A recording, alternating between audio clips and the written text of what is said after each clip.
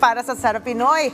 Healthy food with a twist ang ating isi-serve sa inyo mamaya dahil last week 3 putahe ang niluto natin. Ngayon naman ay 4 na putahe ang ituturo namin sa inyo. Yan ay ang tinola with a twist, Caesar salad, naturific at Spanish omelette. Naku, sobrang healthy yan. Alamin natin ang recipe ng mga healthy meals na ito. Panoorin na lang natin yan dito sa Sarap Pinoy.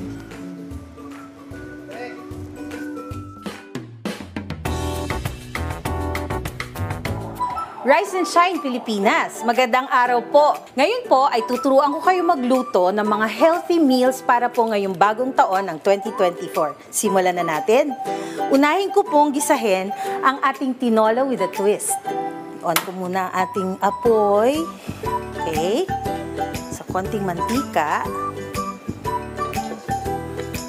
Na habang ginagawa ko to, ay gagawa ako ng 2 salad. Isa para sa mommy at daddy na mga nagda-diet. At yung isa naman ay para sa mga kabataan natin ngayon. So naggigisa lang ako ng bawang at sibuyas at konting luya. Brown lang natin konti lang. Siguro marami tayong natirang mga leftover ng Pasko. I'm sure hindi naman lahat niluto. So yung mga natira yung chicken, gagawin nating tinola with a twist. So, habang niluluto ko itong chicken, okay, nalagyan natin konting water. Okay, ngayon, gagawin na natin yung ating salad. Yung unang salad natin is yung ating Caesar salad. Very simple dish, very simple salad that you can do any day. Just put olive oil with your lettuce. Okay, huwag mong mag-alala, very healthy ang olive oil for the heart. Tapos croutons. Konting-konti lang po na bacon para may konting alat lang. Yan, handa na siya. Next is yung ating naturific na tinatawag. Why naturific? Kasi super dami po niyang ingredients na kasama na kasisiyahan ng mga bagets. Tapos, I've already prepared ground beef. Then, lalagyan natin ng ito yung sauce ng aming spaghetti. Then, konting lettuce, tomato. Optional yung onion. Kung ayaw ng mga kids nyo ng onion, pwedeng alisin. Tapos, lagyan natin ng ating favorite barbecue sauce. Napakasarap, napaka-delicious. And then, lastly, lalagyan natin ng keso na tinunaw. Ako, napakalapot. Enjoy na yung mga bata niya. Ngayon, kamustahin natin si tinola. Yan, medyo pink pa siya. Pero, lalagyan ko na siya ng papaya. Ito ang ating medyo may twist. Medyo may anghang siyang konti. Okay, so may chili.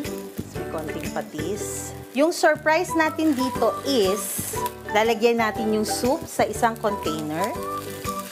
Ba't ko iniwan yung chicken? Kasi, ganito yung twist niya. Gagawin natin siyang curry. Bakit? Kasi yun nga yung twist. Ayan, punong-puno po ng luya at kung ano-anong chili na nilagay natin. Para po mas mag-enjoy ang buong pamilya. So, 2-in-1 siya. Meron ka ng tinola, pero ka pang curry chicken. Okay? So, hintayin lang natin lumapot yan. Meron na rin yung pampalapot.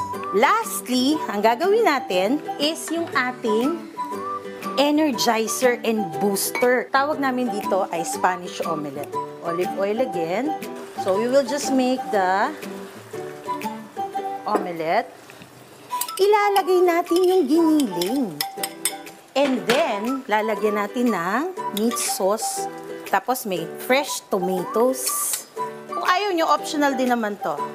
Yung ating red bell pepper. Tapos, lalagyan natin ng konting sugar para maalis yung asim. Then, salt and pepper. Guys, there you go. There's your Spanish omelette. Ready to serve, ready to eat.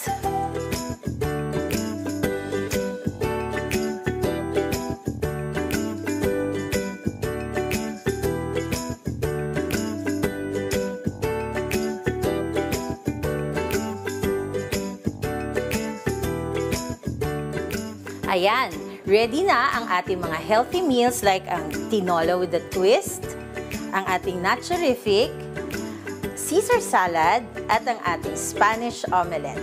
If you missed any of these items that I have prepared today, you can go to the social media accounts of Rise and Shine Pilipinas, which are YouTube, Facebook, and TikTok. I am Jay Giyang para sa Sarap Pinoy ng Rise and Shine Pilipinas.